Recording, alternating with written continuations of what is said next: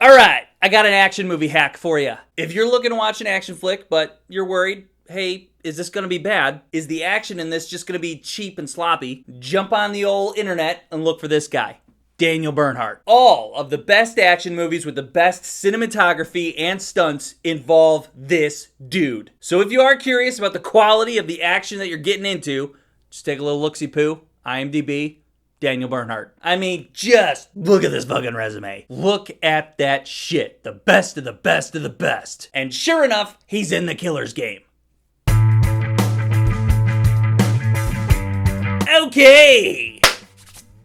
Mr. Dave Bautista. He's one of the best hitmen out there. And he's just starting to kick off a meaningful relationship with Miss Sofia Boutella. And unfortunately, he finds out he has a rare disease that's gonna kill him within 3 months. This leads him to decide to go out with a bang. So he puts a hit on himself for $2 million. I need a contract executed. Who do you want retired? Me.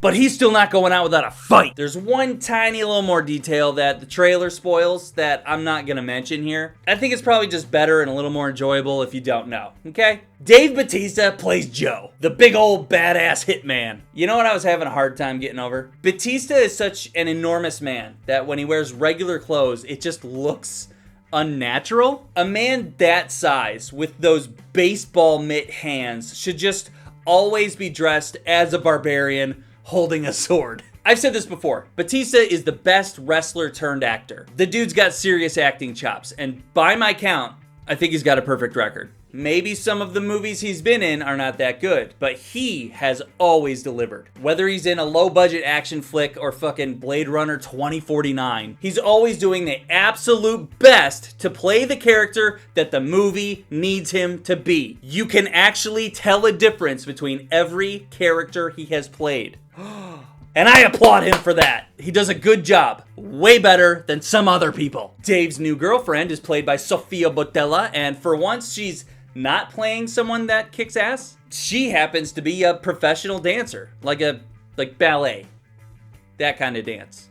And she just kind of gets pulled into his mess. Sofia, she's also very good at acting, but at this point, I've kind of determined that her performance really relies on the script and who's directing and maybe written that script. Let's just say that the dog shit movie that Rebel Moon was had me questioning her acting ability. Why not? But then this brought her back from the dead for me. There's several other cameos here I was happy to see. You got Ben Kingsley, Terry Crews, maybe a surprise wrestler for some of the other wrestling fans out there. The best character for me in the whole thing, he shows up in the last act. He's a priest that makes Bautista confess all his sins, and that killed me. I was dead. Well, I'm surprised to report that The Killer's Game is good. I had a good time. The thing that really threw me off was that this is a full-blown action rom-com. I had no idea that they were going to take time to develop characters into a believable relationship with actors that have chemistry. And to be honest, it was so cute. The last thing I expected from this was a love story that I would give a shit about. And hey, I gave a shit. The action and the fights are solid. We get many waves and waves of people for Bautista to kill in really fun, violent ways. Oh yeah, this is fucking violent. I think maybe like 2 minutes into the assassin's assault on Bautista, I was like, oh! And I was not ready for that. Fuck yeah. Fun violence is always a good thing. It's quality entertainment. Yeah, well, you tell him to pack light.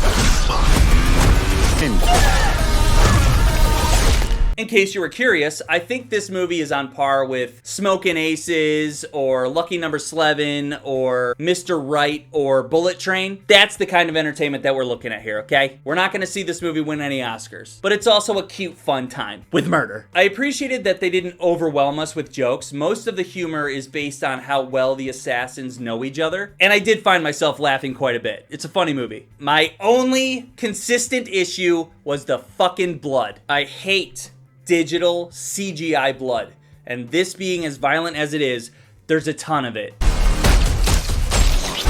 It was distracting, and for some reason, digital blood is always some kind of weird color red. I don't know why they can't get the color of blood correct. Meanwhile, you got Quentin Tarantino exploding squibs from all over the place, and it looks great. For what it is, that's it though. I didn't really have any other issues. If you're looking for a solid date movie or just an action movie that'll entertain you for an hour and 45 minutes, The Killer's Game is a perfect fit. Either way, I'm sure it'll be streaming soon enough so you can just watch it at home.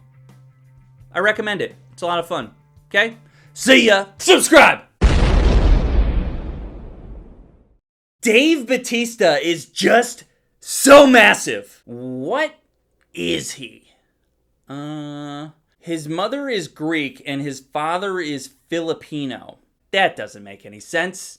Is his mom like the fucking daughter of Hercules? Why not?